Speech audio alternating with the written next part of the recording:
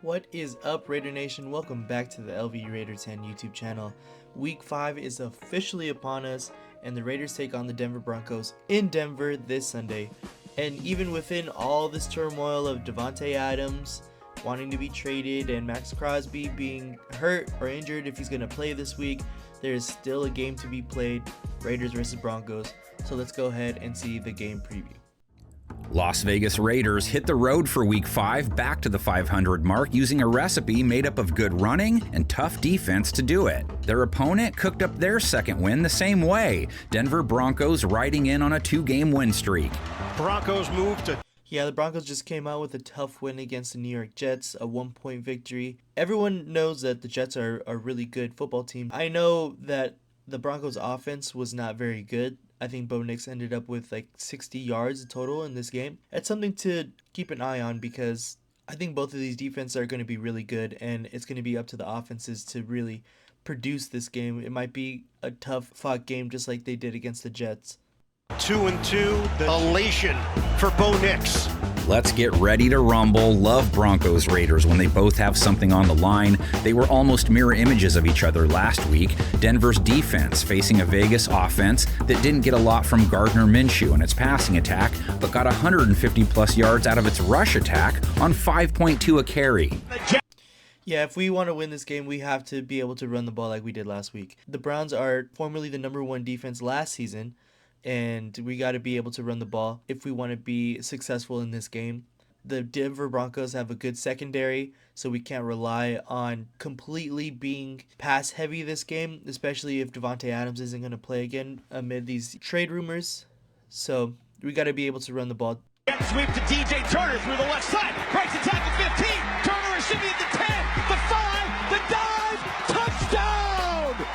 DJ Turner with his first career touchdown! Vegas defense faces a Broncos offense that didn't get much from Bo Nix in its aerial attack, instead led by Javonte Williams and Jaleel McLaughlin, who hit at 4.8 plus each. McLaughlin back-to-back for Denver. That's enough for another first down. Weather conditions played a role on their side, but they still may lean on their backs in this one. The Raiders allowed Jerome Ford to go for 58 yards on 10 tries. They've allowed 5.3 a run to running backs this year, only one team worse. They really need linebacker Divine Diablo back, who's out hurt. Ford, ball in his belly, breaks a tackle, has a first down and more, inside the 25, the 20, and pounded down at the 16. Broncos defense, on the other hand, has played the run game well so far, holding running backs to 4 a carry. They held the Jets to 2.8 a carry last week, holding Breece Hall to 4 yards on 10 attempts. This Denver defense come to play here today. The Jets with 0 net yards in the game. Broncos with -5. That's a pretty strange start for an NFL game. Raiders rush mob they'll try and slow had 5 guys break off 10-plus yard runs last week. They will hit Denver with a running back duo as well. Alexander Madison, 5 carries, 60 yards in Week 4. Minshew will go under center, and Madison, room to roam. And we're going to need that kind of tough running from Alexander Madison this week. Antonio Pierce said he's going to be getting more reps in game, so I hope that means Alexander Madison is officially running back 1. We'll have to wait and see on Sunday, but I think Alexander Madison has definitely earned it, and he does the most with what he is given. He only had 5 attempts, 60 yards, 12 yards per carry. That's pretty good, and I hope he can continue this trend. All the way down inside the 35. The best running play of the season for the Raiders. And lead back Zamir White, 50 yards last week. He had to grind, though, and has all year, actually. Still no games where he ended up over 4 a carry. If they can't get it going on the ground versus Denver, it's Minshew mania time. He could really use Davante Adams back. He was out. Minshew just 130 yards passing, a low 70s rate, only 5.4 yards per attempt. Third down and 16. The Browns dropping back in coverage. Incomplete, trying to take the top off to DJ Turner. If Adams is a go, he'll see a lot of Patrick Surtain. Garrett Wilson did last week. Broncos held him to 41 yards on 8 targets. They held Aaron Rodgers to 5.4 yards per attempt, a low 70s rate, no touchdowns allowed. They have played the pass well through 4 games. And this is exactly what I'm talking about. The Broncos' pass defense is really good. The Broncos' defense in general is very good. So we got to be able to take advantage of when we get into plus territory.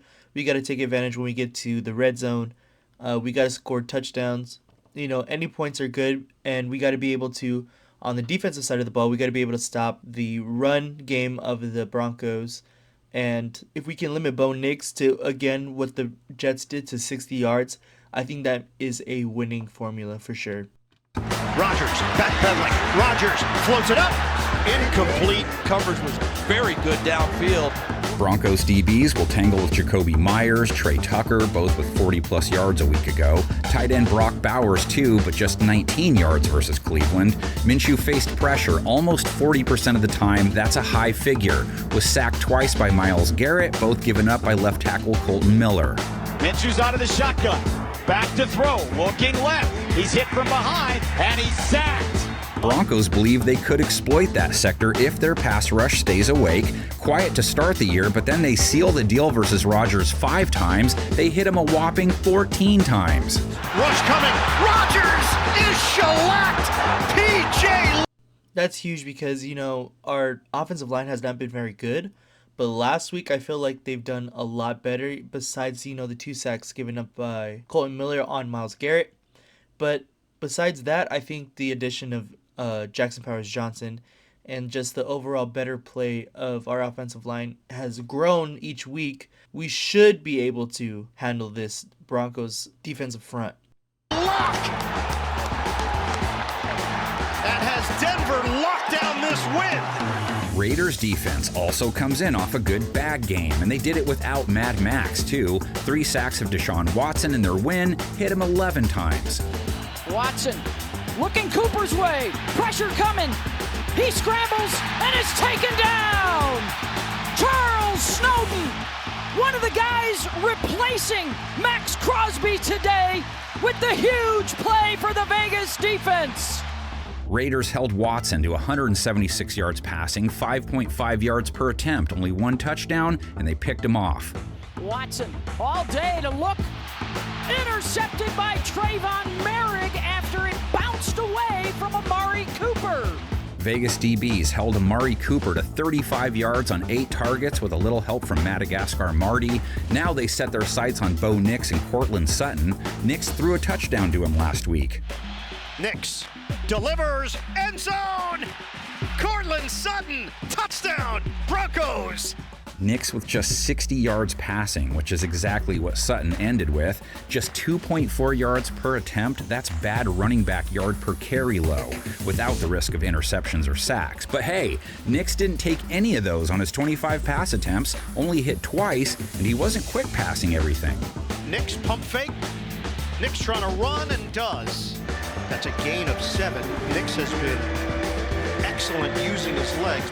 This is old school beef right here, more like Tupac Biggie than K. Drake. Fan bases have loathed each other for decades. Which team gets to 3-2? How do they do it? Your keys and picks go into the comments section. Our picks go on this final screen. Okay, let's see what we got here. I gotta look at Ian at home every single week because that is basically a meme now. He has us losing 22-9, and I don't think the Broncos even get to 22 points. I really don't. Let's see. I think the closest one would probably be... I think it's going to be a lower scoring game than all of these picks, honestly. I think it might be like a 7-10 game.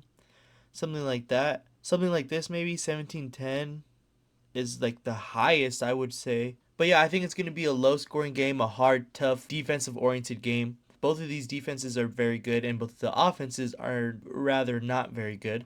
So it's really going to be who takes advantage of the opportunities they're given, whether that is field position, and I think we have the better punter, whether that's turnovers, or whether it's controlling the clock for the majority of the game. I think it's going to be really a hard-fought, tough-nosed game this week against the Broncos. And as everybody knows, the Raiders have beat the Broncos the past 8 times, and I'm sure that the Broncos come in knowing that kind of record that they have. I'm sure that's definitely on their game notes. But I do believe the Raiders have a better personnel overall. I think they do get this win. in Denver. I think our run game does start to come alive a little bit with the progression of our offensive line as a whole. I think we're getting better every single week, and we continue to get better, and we show that we can run the ball for once against the Denver Broncos, who are a good defense. All right, Raider Nation, how do you think this game goes? Like I said, I think it's going to be a hard-fought game. What do you guys think? What is your final score prediction? Let me know down in the comments below. Make sure to like, subscribe, and send this to one of your friends who's a Broncos fan, just to let them know we own them for the past 8 times. Make sure to follow me on all of my social media at LVRaider10 on Instagram, X, and TikTok. Thank you, Raider Nation, and just win, baby.